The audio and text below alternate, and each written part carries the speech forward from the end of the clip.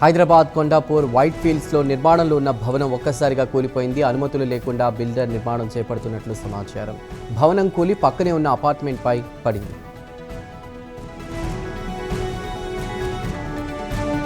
Abdullapurmet polytechnic కాలేజీలో GO 97 రద్దు కోసం విద్యార్థులు చేపట్టిన ఆందోళనకు మాజీ ఎంపీ బోర నర్సయ్య గౌడ్ సంఘీభావం తెలిపారు. జీవోను రద్దు చేయకపోతే పెద్ద ఎత్తున ఉద్యమిస్తామని హెచ్చరించారు.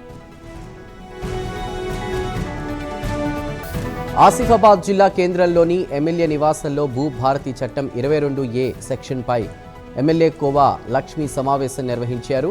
కాంగ్రెస్ ప్రభుత్వం భూభారతి చట్టంలోని 22A సెక్షన్ ద్వారా అమాయక రైతుల భూములను నిషేధిత భూముల జాబితాలు చేర్చి రైతులను ఇబ్బందులకు గురిచేస్తోందని ఎమ్మెల్యే ఆరోపించారు. సరూర్ నగర్ ఇండోర్ స్టేడియంలో రెగ్యులర్ క్రికెట్ కోచ్ను నియమించాలని విద్యార్థులు తల్లిదండ్రులు ఆందోళన చేపట్టారు. అర్హత కలిగిన కోచ్ను వెంటనే నియమించి నాణ్యమైన శిక్షణ అందించాలని డిమాండ్ చేశారు. సత్తుపల్లి ప్రభుత్వ ఆసుపత్రిలో రాజకీయాలకు తావు లేకుండా పేదలకు మెరుగైన వైద్యం అందించాలని మాజీ ఎమ్మెల్యే సండ్ర వెంకట వీరయ్య అన్నారు. వైద్య సేవల్లో నిర్లక్ష్యం వద్దని వైద్యులకు సూచించారు. Nagarjuna grammar school principal Rupa Reddy హత్యను ఖండిస్తూ ఉప్పల్లో యునైటెడ్ స్కూల్స్ ప్రొటెక్షన్ ఫోరం భారీ నిరసన చేపట్టింది. విద్యాసంస్థల సిబ్బందికి భద్రత కల్పించాలని ప్రభుత్వాన్ని డిమాండ్ చేసింది. మెదక్ జిల్లా నర్సాపూర్ అగ్రికల్చర్ ఆఫీస్ వద్ద యూరియా కోసం ఆవంచ రైతులు ఆందోళన చేపట్టారు. బుకింగ్ సర్వర్ పనిచేయడం లేదని తక్షణమే యూరియా అందించాలని డిమాండ్ చేశారు. మంచిర్యాల జిల్లా మందమరిలో junior civil judge cum judicial magistrate first class కోర్టును హైకోర్టు జడ్జి నగేష్ భీమపాక ప్రారంభించారు. ఈ ప్రాంత ప్రజలు కోర్టు సేవలు సద్వినియోగం చేసుకోవాలని సూచించారు. నారాయణపూర్ను ముంపు గ్రామంగా ప్రకటించాలని కరీంనగర్ జగిత్యాల ప్రధాన రహదారిపై గ్రామస్తులు ధర్నా చేపట్టారు. పోలీసులు అడ్డుకోవడంతో ఆందోళనకారులు పోలీసుల మధ్య తోపులాట చోటు చేసుకుంది. సిద్దిపేటలో సీజ్ చేసిన బుల్లెట్ మాడిఫైడ్ సైలెన్సర్లను సిపి రష్మి పెరుమాల్ సమక్షంలో రోలర్తో తొక్కించి ధ్వంసం చేశారు. అధిక శబ్దం చేసే మాడిఫైడ్ సైలెన్సర్లను వినియోగిస్తే కఠిన చర్యలు తప్పవని పోలీసులు హెచ్చరించారు. హుజూరాబాద్లో జర్నలిస్టుల ఇళ్ల స్థలాల కోసం చేపట్టిన రిలే నిరాహార దీక్ష 7వ రోజుకు చేరింది. కేసు వేసిన స్వామిరెడ్డి వైఖరికి నిరసనగా జర్నలిస్టులు అర్ధనగ్న ప్రదర్శన చేపట్టారు. కూకట్పల్లి జోనల్ పరిధిలోని ఆల్విన్ కాలనీ సర్కిల్ వివేకానంద నగర్లో డివైన్ బేస్ కార్యక్రమాన్ని చేపట్టారు. సైబరాబాద్ మున్సిపల్ కార్పొరేషన్ కమిషనర్ సృజన ప్రారంభించారు. ఈ సందర్భంగా చిత్తారం ఆలయంలో ప్రత్యేక పూజలు చేసి కార్యక్రమానికి శ్రీకారం చుట్టారు.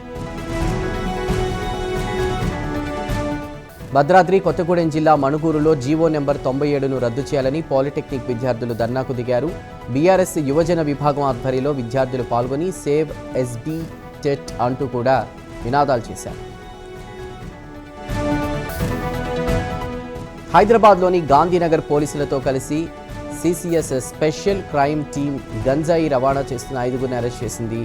10 లక్షల విలువైన 38 కేజీల ఎండు గంజాయి స్వాధీనం చేసుకున్నారు అధికారులు. కూకట్పల్లిలో ఏటీఎం వద్ద రిటైర్డ్ టీచర్ దృష్టి మరల్చి నిందితుడు విద్యాసాగర్ నగదు చోరీ చేశాడు. నిందితుడిని పోలీసులు అదుపులోకి తీసుకున్నారు. నిందితుడి వద్ద నుండి దాదాపు 70,000 నగదు, సెల్ ఫోన్ స్వాధీనం చేసుకున్నారు. మంచిర్యాల జిల్లా చెన్నూరులోని జగన్నాథ ఆలయాన్ని తెలంగాణ హైకోర్టు న్యాయమూర్తి జస్టిస్ నగేష్ భీమపాక సందర్శించారు. స్వామివారికి ప్రత్యేక పూజలు నిర్వహించగా అర్చకులు వేద ఆశీర్వచనం అందించి అనంతరం స్వామివారి తీర్థ ప్రసాదాలను అందజేశారు. జగిత్యాల జిల్లా ధర్మపురి క్షేత్రానికి శ్రావణ శనివారం సందర్భంగా భక్తులు పోటెత్తారు. పవిత్ర గోదావరిలో పుణ్యస్నానాలు ఆచరించి శ్రీ లక్ష్మీ నరసింహస్వామిని దర్శించుకున్నారు. అనుబంధ ఆలయాల్లోనూ ప్రత్యేక పూజలు చేసి మొక్కులు చెల్లించుకున్నారు. కామారెడ్డి జిల్లా ప్రభుత్వ ఆసుపత్రిలో నవజాత శిశువు మృతి చెందడంతో కుటుంబ సభ్యులు ఆందోళనకు దిగారు. వైద్యులు సకాలంలో డెలివరీ చేయకపోవడం వల్లే శిశువు మృతి చెందాడని కుటుంబ సభ్యులు ఆరోపిస్తున్నారు. ఆసుపత్రి వద్ద ఉద్రిక్తత నెలకొనడంతో పోలీసులు బందోబస్తు ఏర్పాటు చేశారు. నిర్మల్ జిల్లా బాసరలో వీధి కుక్కల దాడిలో 6 గొర్రె పిల్లలు మృతి చెందాయి. ఉంగేరి అశోక్ చెందినటువంటి గొర్రె పిల్లలపై అర్ధరాత్రి కుక్కలు దాడి చేశాయి. కుక్కల బెడదను అరికట్టి న్యాయం చేయాలని బాధితుడు కోరారు. ఖమ్మం జిల్లా జింకల తండా వద్ద రోడ్డు ప్రమాదం జరిగింది. ద్విచక్ర వాహనాన్ని కారు ఢీకొట్టడంతో చిన్నారి యువకుడు చికిత్స పొందుతూ మృతి చెందారు. ఇక రఘునాథపాలెం పోలీసులు కేసు నమోదు చేసి ప్రస్తుతం దర్యాప్తు చేస్తున్నారు.